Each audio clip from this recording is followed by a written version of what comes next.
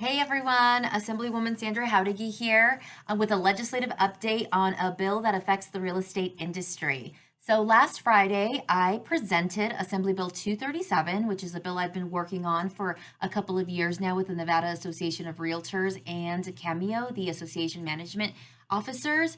I presented it in the Judiciary Committee alongside Dave Tina, representing the Nevada Association of Realtors. The genesis for Assembly Bill 237 came as a cleanup bill for Assembly Bill 335, which I carried in 2019. Now, many of you heard me talk about Assembly Bill 2335 when I came back updating the real estate industry on the changes that AB 335 made. If you remember, the biggest goal with Assembly Bill 335 was to tackle the bad actors in the association management field who were charging excessive resale fees, demand fees, transfer fees, and there was no uniformity throughout the state with what was charged. And so this was a bill that we had worked on again for about a year and a half before I presented it in 2019. And Assembly Bill 335 did a few things. One, it capped the demand charges at $165. Two, it capped the resale package charges at $185.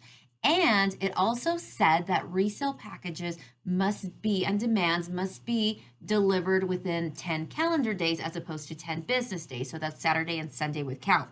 It also made resale packages good for 90 days so that people wouldn't have to pay for them twice once they expired in their old 30-day format. So resale packages kept at $185 must be delivered within 10 calendar days, and they are now good for 90 days. And Assembly Bill 335 also capped the transfer fees that associations could charge at $350 and capped rush fees at $100 and said they have to be turned in within 3 days. So those were the major provisions of Assembly Bill 335. Well, as many of you know, as soon as Assembly Bill 335 passed and was signed into law, we saw management companies get clever and start charging junk fees. All of a sudden, there were new fees that they were charging, like inspection fees, maintenance fees, things to get around the caps on the three caps that we had implemented into statute, the demand, resale, and transfer.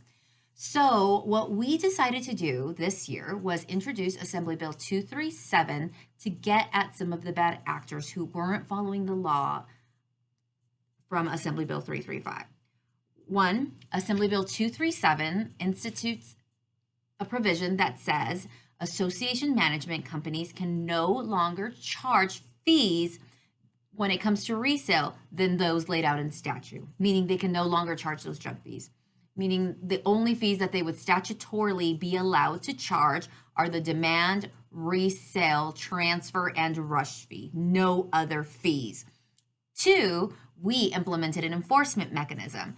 So since the passage of AB 335, I've come in contact with many settlement statements where I've seen association management companies charging above the statutorily allowed amount. Meaning in December 2020, I was signing a buyer and the transfer fee on the HOA was $450. That definitely is above what the law states they can charge. The law states they can only charge $350, and that was just on one account. Well, there wasn't any enforcement mechanism built into the NRS 116, which is the chapter that governs the associations.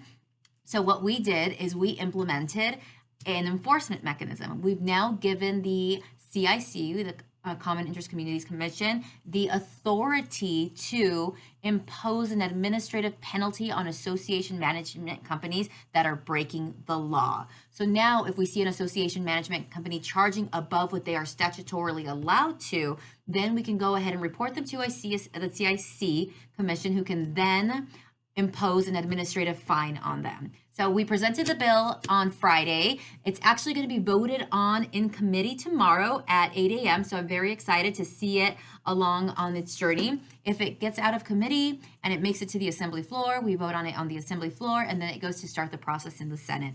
Once it passes the Senate, it goes to the governor's office to be signed into law. So I will keep you guys updated, but I wanted to let you know, even though I'm not physically present there in Las Vegas to be working with you guys, I'm up here in Carson City being a champion for the real estate industry every single day. So I am going to post the link to the hearing below in case you want to see it. And please feel free to always reach out to me with any questions that you have. All right, everybody, bye. And until our next update, see you soon.